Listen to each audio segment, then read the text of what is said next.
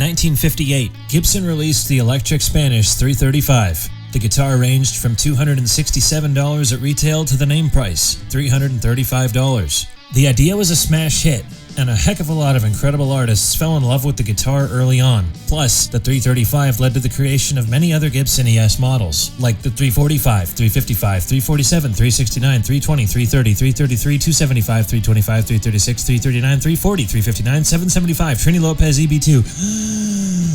I got into these doggone things a long time ago thanks to Alex Lifeson of Rush and Steve Howe of Yes. I started by collecting and trading Epiphone versions of the 335 variations. I had a Dot 335 in white, which is now considered to be kind of a rarity. I had a Black Dot 335 that I messed up and put a Bigsby on, a nice T-Burst Sheridan, and several other semi-hollow bodies that I tested out before I finally made the plunge and grabbed my first Gibson, a 2010 Gibson ES-345. It opened up a new chemical imbalance in my brain, which made me only want to buy Gibsons from that point on. The only problem is that I was broke, so I got a job and saved up for a whole summer to get a 1976 Gibson ES-355, the same year, make, and model as Alex Lifeson's, which I still have, completely locked up in a different location than where I live because the price jumped like crazy and I'd already broken the original tortoiseshell pickguard. Anyways, I loved that Veritone switch, and in fact, I became a sucker for the various silly guitar switches that Gibson was introducing around the 70s and 80s. And in my quest to acquire unusual Gibsons with weird switches, I came across a 335-shaped guitar that didn't have F-holes. In fact,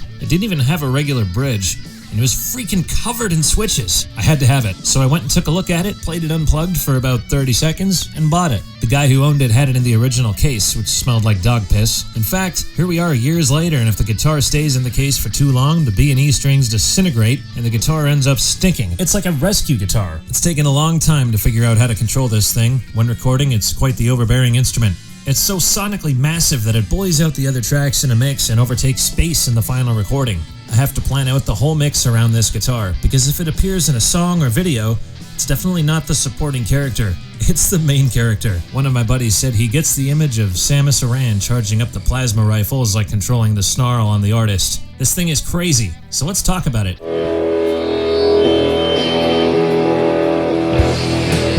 This is the Gibson ES-Artist. The Gibson ES-Artist has a lot going on, because at the time it was made, Gibson had a lot going on. Gibson was owned by the Norlin Corporation from 1969 to 1986, and between 1976 to 1984, most Gibsons were made in Nashville, Tennessee, switching over from Kalamazoo, Michigan. In those years, Norlin owned Moog as well, and Gibson, under Norlin command, hired Dr. Robert Moog, aka Dr. Bob, to come up with the circuitry for a new series, the Artist series. Several variations of Artist guitars were created, starting with the RD Artists in 1977. These were the first Gibsons ever put out with active electronics inside them. RD, as you can imagine, stood for Research and Development. They had Moog's expansion and compression circuitry on board. So why get an effects pedal when the effects is in your guitar? The scale length on the early RD Artists were 25.5 inches, compared with traditional 24 3/4 inch scales. Early Gibson literature said that the guitars were designed with size, shape, and density of materials chosen for their brightness, brilliance, sustain, and comfort. Heck, there's even talk of bringing back the first RD Artists. The series didn't perform spectacularly, and to be honest, neither did the rest of the artists. The unique second lineup was produced from 1979 to 1985, and there was a Les Paul shape too. The same RD team put these together as the original 77s. My particular ES-Artist is a 1982. The 1982 Artist sold for around $1,500 at the time. This is the body that B.B. King's Lucille was based off of. Lucille was launched in 1980 and the Artists came out in 77. Gibson called the Artist line the most versatile guitar series in existence today. And I think they were right. I think these things get a lot of hate, to be honest. I imagine the traditional guitarist at the time didn't like all the differences between the Artist and your common 335. For example, 3 new switches at the bottom: compression, expansion, bright mode. If used collectively, the output signal screams. It hits the 4K or 400 Hz range. Gibson said the best results would be experienced when using all 3 switches with the treble control on the center, 0 position. If the treble is boosted and all 3 modes are activated, then you're going to get incredible screeching feedback. A certain online guitar reviewer brutally says, "Dimed, it's a horror. It sounds like cats being tortured." But Gibson's basically telling you not to dime it, because the thing is crazy. And you might be wondering, what the hell is the treble control on the guitar?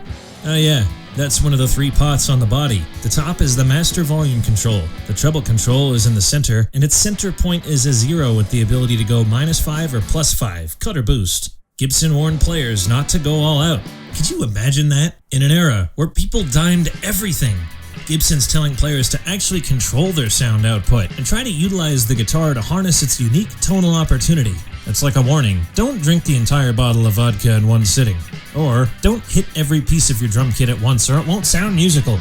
Anyways, you got the compression, the expansion, the bright mode, the master volume, and the 2 cut or boost tone knobs. The pickups had to be epoxy sealed to reduce issues with them becoming microphonic if you were playing at high levels. Plus, the pickup covers are not removable, and they're shielded to reduce hum and RF noise. Gibson again says that since the ES-Artist circuitry has been carefully meshed to these pickups, that using any other kind of pickup in the guitar is not recommended. So what does the guy do at that one website who wrote the review? He says, I'm also told that the pickups are rather low impedance, and the guitar benefits from a pickup swap if you pull out the active electronics. Hey man, I'm gonna go buy an Alfa Romeo 4C, which is a very specific car utilized for a very specific purpose. But since it's a race car and there's no armrest and the seat's uncomfortable, I'm gonna rip out the seats and put in the f***ing bench seats from a Chevy Astro van. That'll make it way better to drive, right? Right? Never trust an ES without any F-holes. Yeah, only an idiot would do that, right? Anyways, let's continue. Did you know that at one point, if you contacted Gibson with a specific issue, you could video chat with an in-house Gibson guitar tech? I did that once back in 2020 when I had a few questions about my 345. In the video, the tech saw my ES-Artist in the background and asked if that was a Lucille. I said no, it's the ES-Artist, and he asked me to hold it up to the camera. He was astounded that I had it, and he said that it was kind of a parts guitar, and in 1980 Gibson launched the Lucille using the same no F-hole body and TP6 bridge that was used on the Artist. Essentially, the Artist at that time was made out of spare parts from the Lucille, which became a long-term staple model for Gibson. That could explain why on different years some of the knobs are a 0 through 5 and some are a 0 through 3. So basically, a Gibson tech pretty much confirmed to me that the ES-Artist is a Gibson Lucille on freaking steroids with extra parts and electronics. It should be called the Gibson ES-Canseco. The guitar crushes out sound if you know what the hell you're doing. Might take a while to figure out how to control that intense sound, but if you sit down for a minute and stop thinking about Candy Apple Red 1964 ES335s and actually take a moment to dial in what the hell you're doing with the Artist, you may actually like it. Just because it's not the guitar that they used in Back to the Future doesn't mean it won't improve yours. Other features. Gibson's TP6 bridge. Check. Holds the guitar in amazing tune, keeps your strings slippery, and looks extremely classy at the same time. This is the bridge that they still put on the Gibson Lucille because it's a kick-ass patent. In fact, you can still buy the TP6 new on the Gibson website. So how is the Artist a mistake again? Ebony fretboard. Check. Super springy, bouncy, fun. The thing sweats. This guitar literally salivates for you to play it. Weird dot formation inlays. Check. Because it's the late 70s, and why not? A brass nut. Check. You may have nuts of steel, but you'll never have nuts of brass. Talk about high end, both in sound and in production quality. Volute. Volute? Check. It's the 1970s. What the hell are you gonna do about it? Gibson's first ever sidewinding tuners. Holy sh**. Check. How awesome is that? String changes are a breeze. And if you were to leave them open, your guitar looks like a spaceship. Backplate of mystery. Check. There's a bunch of circuits and stuff, and this guitar ensures that you'll be one of the only people in your county buying 9-volt batteries. Just think, there's an opportunity that this guitar may choke out and completely die on you while you're on stage. How freaking exciting is that? How many guitarists can say, my guitar died on stage? Last, but not least, because there are no F-holes on this guitar, they put one on the headstock. It's an F-hole seahorse. Ariel? More like Scariel. There's nothing more badass and LSD inspired than a guitar with a mythical F-hole seahorse creature on the headstock. But it sounds like a slightly atonal mess and cats being tortured with a blanket thrown over them.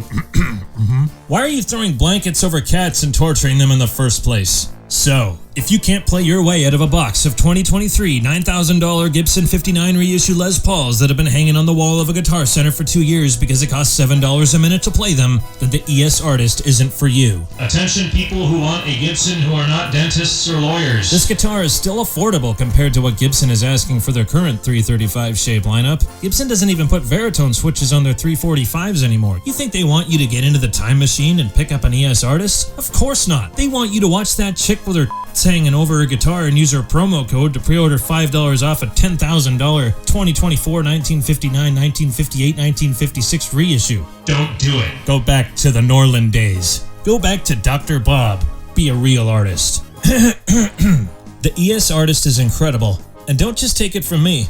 Look who else plays one. This guitar at the very end, the red one, what's special about it?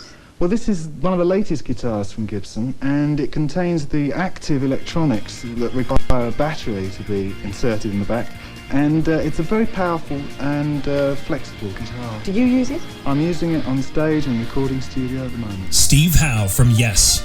Steve Howe is so intense that he looked at the ES-Artist and he said, "Yes, I can utilize the mystifying instrument for unusual purposes." And he put a second pickguard on it. If mine is just a seahorse, his is a freaking flying seahorse. His ES-Artist has wings, and he played it in Asia. Framed an Asia poster? In fact, he played it last year on tour with Yes. Here's a picture I took of it. In conclusion, if you love the experimental era of Gibson guitars, and you want to own a piece of affordable history that only appeared in one Gibson catalog back in 1980, by the way, then this misunderstood guitar might be for you.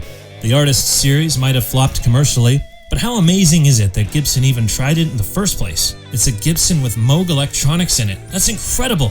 But if you plan on buying one to have your tech swap out the pickups, then rewire it to skip past all the Moog electronics, then just buy a freaking ES-335 or a Lucille. In fact, give your ES-Artist to your tech because he'll appreciate it more than you. So, follow Gibson's suggestion. This guitar is for artists. Otherwise, they'd have called it the Gibson ES Moron. I give this guitar 10 cryptozoological flying seahorses out of 11 floating Roger Dean painted islands. And that's a damn good score. Thank you for watching. Here it is in action.